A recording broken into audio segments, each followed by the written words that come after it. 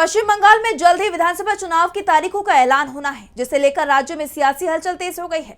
एक तरफ पार्टियों ने चुनावी मैदान में अपनी पूरी ताकत झोंकने की तैयारी कर ली है, तो दूसरी तरफ चुनाव आयोग ने एक ऐसा फैसला लिया है जिससे राज्य सरकार का गुस्सा फूट पड़ा है और आयोग के मंसूबे पर सवाल उठने लगे हैं। देखिए रिपोर्ट। पश्चिम बंगाल में पहली बार चुनाव आयोग ने 152 विधानसभा क्षेत्रों के रिटर्निंग अधिकारियों को एसडीएम, समकक्ष या उच्चतर स्तर के अधिकारियों के पद पर पदोन्नत किया है। चुनाव आयोग की सूचना के मुताबिक अब सभी 294 विधानसभा क्षेत्रों के एसडीएम, समकक्ष या उच्चतर स्तर के रिटर्निंग अधिकारियों को नियुक्त किया गया है।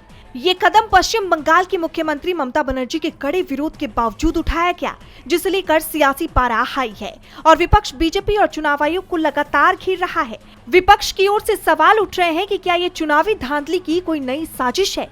जैसे आप जानते हैं कि जल्द ही राज्य में चुनाव होने हैं और विपक्ष तो पहले से ही बीजेपी और आयोग पर चुनाव में घोटाले के आरोप लगा रहा है।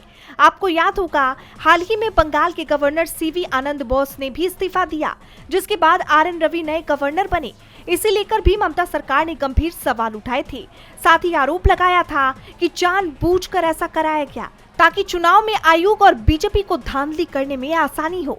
हालांकि विपक्ष की आवाज को अनसुना कर दिया गया था और अब चुनाव आयोग के इस नए फैसले ने एक बार और विपक्ष का गुस्सा बढ़ा दिया है। इन सब के बीच खबर ये भी है कि चुनाव आयोग 16 मार्च को राज्य में विधानसभा चुनाव की तारीखों का ऐलान कर सकता है। चुनाव 2 फेज में होने की संभावना है। पहला फेज अप्रैल के दूसरे हफ्ते के आखिरी में या तीसरे हफ्ते में हो सकता है। डीबी लाइव की रिपोर्ट।